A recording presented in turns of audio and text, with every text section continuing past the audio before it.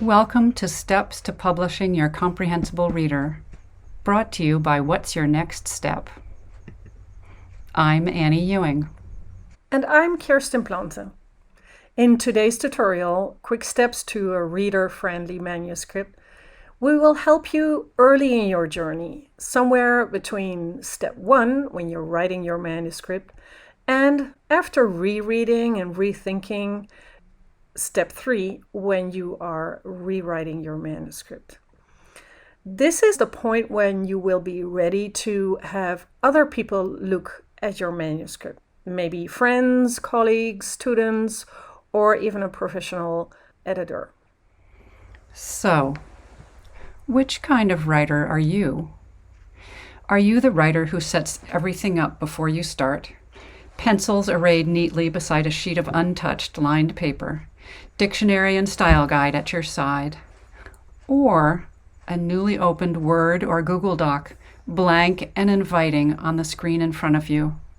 Does your mind's eye design the page before you've even written or typed a single word? Do you like to see your writing flow onto the page in neatly formatted paragraphs, automatically spell and grammar checking as you go? Oh dear, must fix that. Or are you the writer who grabs your pen and gets straight into the flow of writing, where the last thing you want to think about is format? In fact, thinking about form is a sure way to bump you right out of creative flow. So you turn off spell and grammar check while you're in writing mode and just let the words come pouring out of your fingertips without the distraction of those blue lines and red squiggles. Either way, you will need to make your text presentable to other readers sooner or later. This may be a welcome change of pace, actually. It's so different from writing that it feels like you're using a different part of your brain, and it's a total different energy. Now, a well-formatted page is also pleasant for your readers to read so that they can focus on the content that you're writing instead of having to plod their way through a not well-formatted text. So for this early stage of your manuscript, we'll be sharing several quick formatting steps at the document level, the page level, the paragraph level, and the line level. These 11 steps reflect the basic formatting you should do in your manuscript to make it easily legible for those who will be giving you feedback, your beta readers, native readers, students in a pilot class, your copy editor, or your publisher. In the rest of this video, we will give you hands-on instructions for each step, with a checklist at the end so you can keep track for your own manuscript. Most authors work in either Microsoft Word or Google Docs. If you use a writing app like Scrivener or Dabble Writer, for example, a lot of this basic formatting may be done for you, relieving you of the responsibility and distraction of playing with the look of your text when you want to focus on the content. For the rest of us, here's how to get started. In this video, we'll focus on instructions for users of Microsoft Word. The examples we show are taken from the Mac version of Word. If there's a major difference in the Windows version, we'll include a Word for Windows screenshot or on-screen message so you can find your way. Are you ready to play around with your Word doc? Good. Pause this video while you find and open your document. Then feel free to pause any time along the way when you want to try something out on your manuscript. And if you reach a section that covers something you already know how to do or have already done to your manuscript, feel free to fast forward to the next section. Be warned, though, that you might miss some interesting insights about why these formatting steps are especially important for comprehensible novels. First, page size. In Microsoft Word, page size is probably preset and can be checked in two ways, either from the Word menu at the very top of the screen or from the Document menu just below that. From the Word menu, click on File and then scroll down to Page Setup. And you'll see that it's set for US letter, which is 8.5 by 11 inches. in the US or Canada. Any place else in the world, it's probably preset for A4.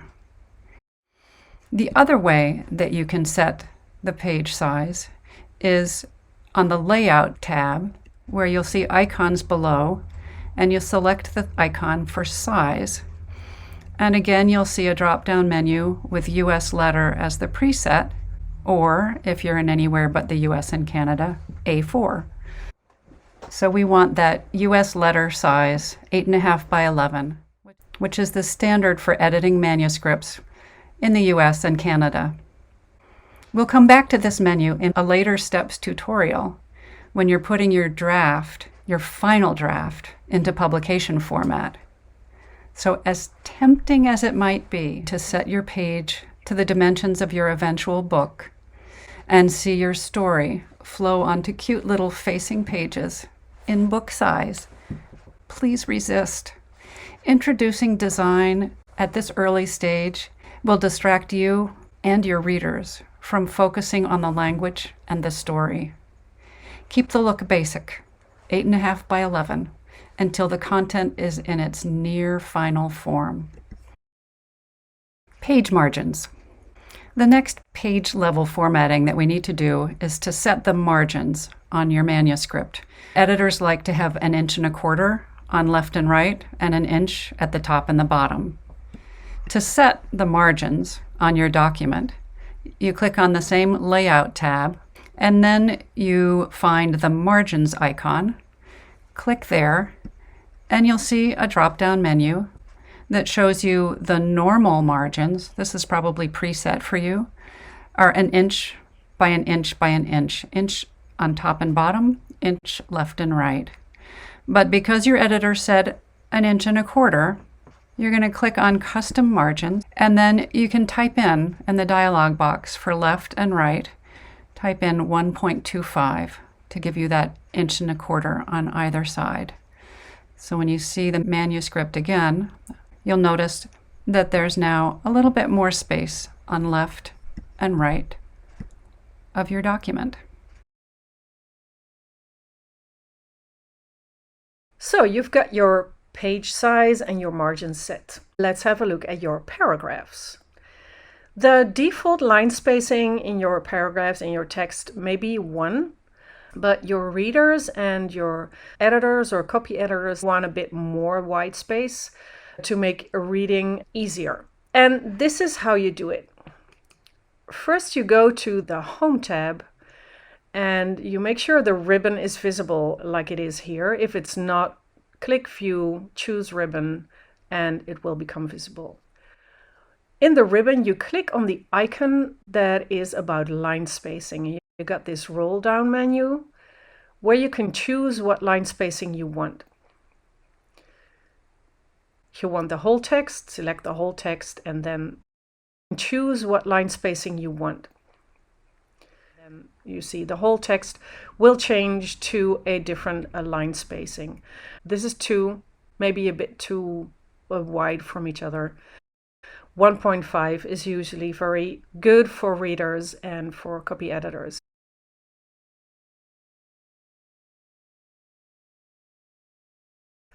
Now I also like to add some extra space between the paragraphs, and not by adding an extra blank line, not by clicking enter after every paragraph, because that is going to be extra work for whoever is going to format your manuscript in the end. So here's how you can create some extra space. Select the text that you want to work on, and you go to the same icon for line spacing and go all the way down to line spacing options. Now here you can set, for example, 6 points after the paragraph. As you can see, it gives some extra space. You may want to make it a bit more, like 12 points. Just try something out and see what works best for you. And this gives you extra space after each and every single paragraph. Another way to do this is to go to Format and Paragraph Settings. You get the same pop-up menu where you can choose how many points after each paragraph you want. So there's two roads to the same solution. Now that we've taken care of the vertical shape of your paragraph, it's time to look at the horizontal shape. And as you can see when you look at this document, even with the extra line spacing and the extra space between paragraphs, it still kind of looks a bit blocky and, as Annie would say, uninviting. To solve that, we can make automatic indentations to the beginning of each paragraph. You select the text you want to work on, as always, and then you can simply move this bit, like the top bit of the top arrow of the two arrows in the bar right above your text. And that is how you can make indentations. Here's another way you can set the indentations for your paragraphs. You've selected the text you want to work on, and you go to Format, Paragraph, and you set the first line to, say, 0.5 inch. And there you go, all the first lines have an indentation of 0.5 inch. Kirsten and I were intrigued to discover that we have different opinions about indentation. After some research into our bookshelves, we think we've discovered why. Almost all of our French, Spanish, and English novels indent the first line of every paragraph. Novels in Dutch and German do not. We finally agreed that indentation does create more visual breathing space, especially for language learner novels. This means, though, that when we get to the later stages of formatting, particularly for Dutch or German novels, we have an important decision to make. Do we want our texts to be culturally authentic or reader-friendly? Or is there some happy compromise?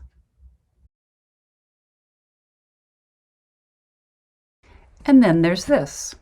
Justification is another practice with devoted proponents on both sides. Notice the right margin here. Some might say it's organic. Others say it's uneven. Opinions and practices differ. Most commercially available mass market fiction is justified on both sides, full justification. Comprehensible novels vary. For your manuscript at this stage, the choice is up to you. This decision will be more important later on, when you're getting your text ready for publication on smaller pages and in a larger font. Justification is easy. Put your cursor in the paragraph you want to change, or highlight the whole document, and click on the icon for left or full justification. As you might expect, Microsoft Word also allows you to set justification from a dialog box. In fact, it's the same dialog box we used for indentation, paragraph spacing, and line spacing. This time, look in the upper left, under General, for alignment. Then choose either Left or Justified for full justification.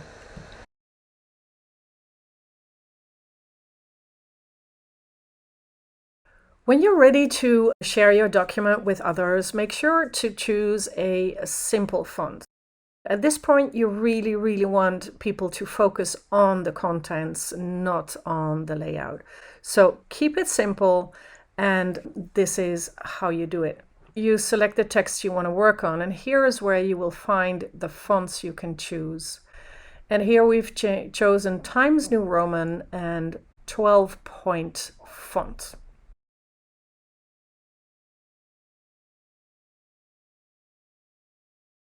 Newsflash, for anyone who was raised on a typewriter or taught to keyboard when it was still the style to type 2 spaces after a period or an exclamation point or a question mark, that is no longer the case. Accepted practice is now single space everywhere.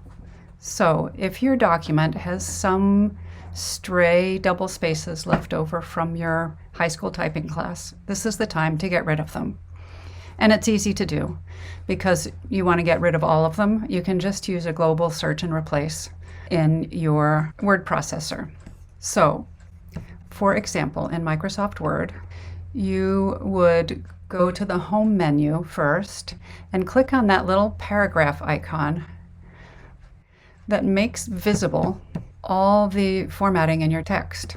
So when you click on that, suddenly you can see your paragraph markers at the ends of lines, and you can see little blue dots between words where there are spaces. And if you look closely, you can see places where there are 2 blue dots, indicating a double space.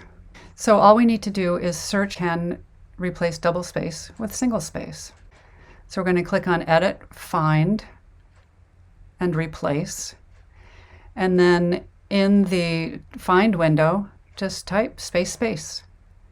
And it shows me there are 3 of them in my text. Yikes. And in the Replace window, type space. And it will now replace all 3 double spaces with a single space. Voila, it's done. Before you ask anyone to look at your manuscript, do them the favor of running a spell and grammar check. If you're routinely writing manuscripts in other language, you may feel that it's a bit of a pain to change your language settings all the time so that you can use spell and grammar check in a different language. But there's actually a really easy way to solve this. First of all, of course, you will select the text you want to focus on. In this case, it's a Spanish text. And you go to Review. And there you can choose from a list of languages the language you want Word to work with. And look here, all of a sudden there's only a few words underlined, and it's quick and easy to see which words and which parts need your attention or need to be fixed. The last bit of advice for this basic early formatting is to insert page breaks after each chapter, and this is how you do it. You find the place where a new chapter starts, you put the cursor there and go to the Insert tab, where you choose Page Break. And hey, your paragraph suddenly has moved to the next page without having to press Enter, Enter, Enter all the time.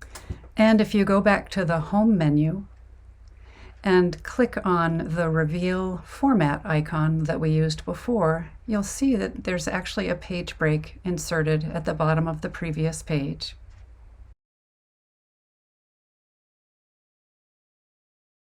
I know Kirsten said hers was our last piece of advice, but I have one more. Page numbers. Your readers will greatly appreciate having page numbers on your manuscript so they can refer by page when they have comments to share with you. And it's easy to do. For this stage, for a simple 8.5 by 11 manuscript, page numbers are a breeze. Here's how it works. You use Insert again, and this time you go to the right and click on Page Number, and you're given the option, Page Number, of having numbers at the bottom of the page. And put them in the center. There they are, at the bottoms of your lovely pages. If you'd rather have them in a corner, you can click Insert, Page Number, and when given the choice, select top of the page and right corner. And there you'll have page numbers right at the upper right corner. That's all it is. It's that easy. Thanks for putting page numbers on your manuscript. And there you have it. 11 quick steps to a reader-friendly manuscript. It's taken me and Kirsten around 20 minutes to describe them to you, but it should take you no more than 5 minutes to apply them to your manuscript. And those 5 minutes will be appreciated by your trusted reader, your beta reader, your native reader, your student pilots, your copy editor, when you take that next step and dare to share. So tell tell us, us, what's your your next step?